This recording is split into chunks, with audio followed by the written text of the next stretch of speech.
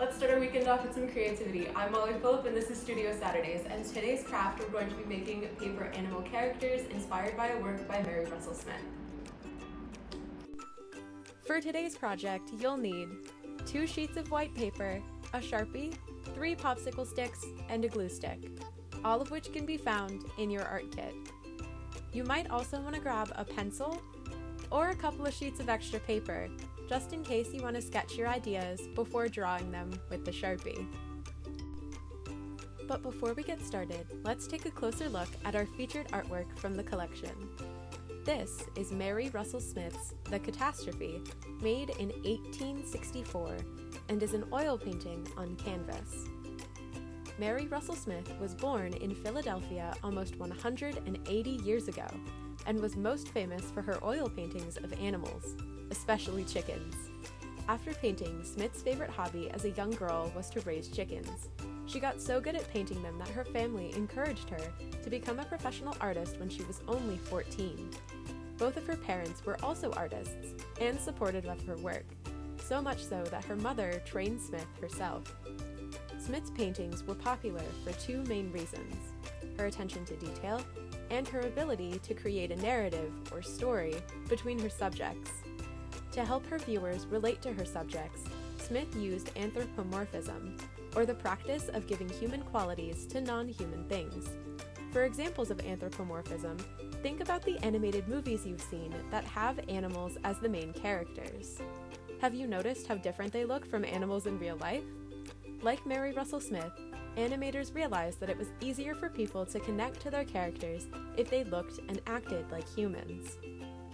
Because Smith's realistic style limited how much humanity she could give her subjects, she relied on animals' symbolic meanings to tell her stories.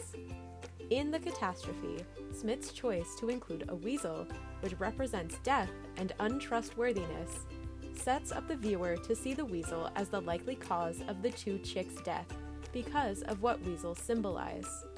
The barnyard then becomes the background for her story and helps us explore the personalities of the animals within their own environment. Using Smith's work as a jumping-off point, we'll be creating our own animal characters and stories. Because there are 3 popsicle sticks in your kit, I'll be making a story with 3 characters.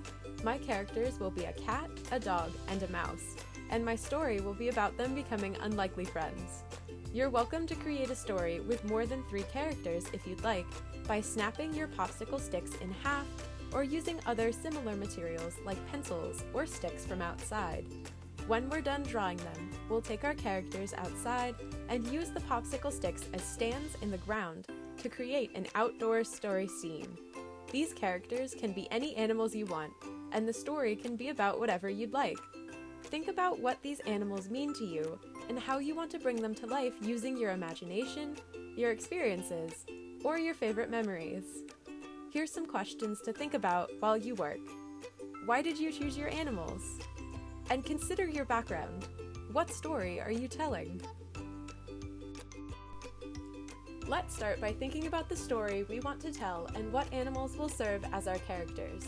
My story will be about the friendship between a cat, a dog, and a mouse.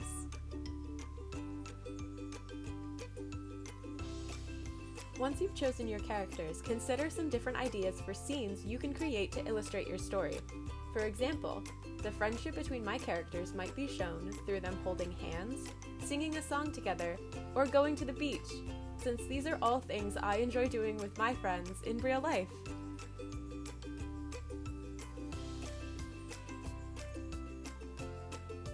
Thinking about singing a song with my friends is making me the happiest, so I'm going to have my characters be in an animal band.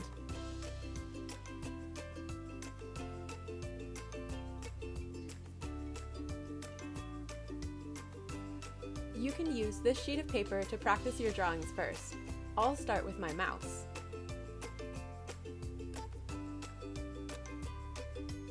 Take the sheet of white paper and draw your first animal character. Even though we'll be using a Sharpie or a standard marker to draw a figure with bold lines, we'll start with a pencil to sketch.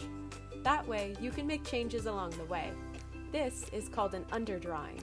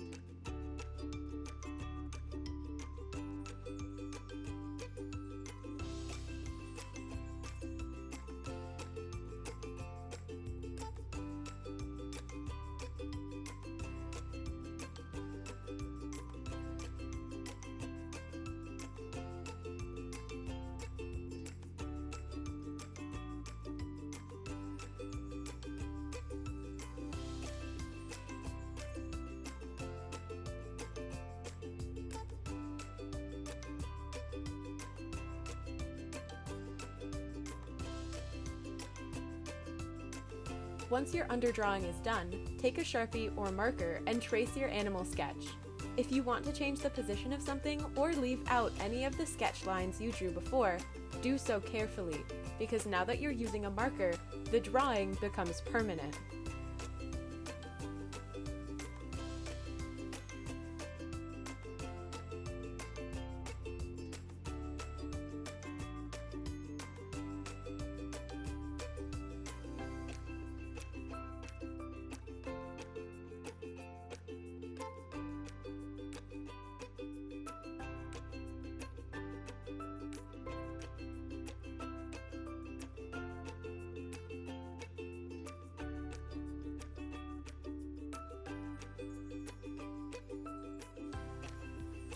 After you finish tracing, erase your underdrawing.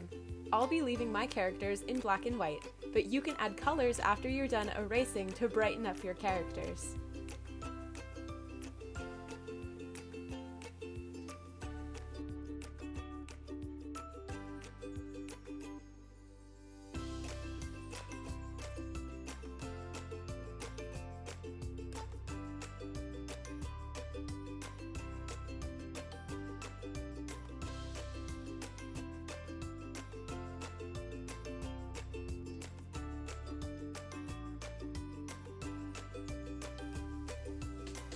I want my characters to be proportional, meaning the size of one is determined by the size of the other.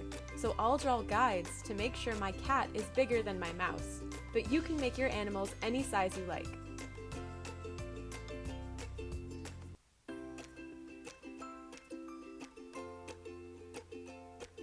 Follow the same steps to create all your other characters.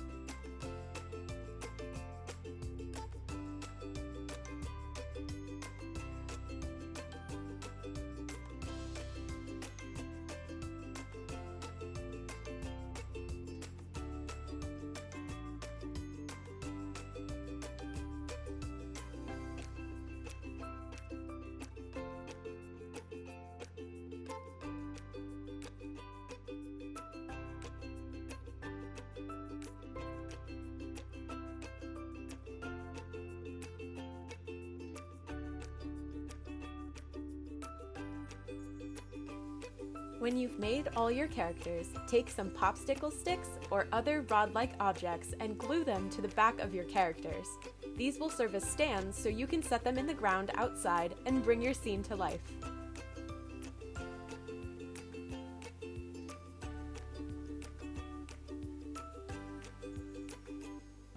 Thanks for starting your weekend off with me. Today we made crafts inspired by work by Mary Russell Smith.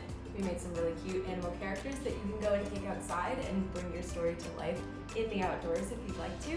And next week, if you want to join us then, we'll be making pattern fabric stamps inspired by work by Yinka Shonobare. All right, thank you again for joining me and have a nice weekend.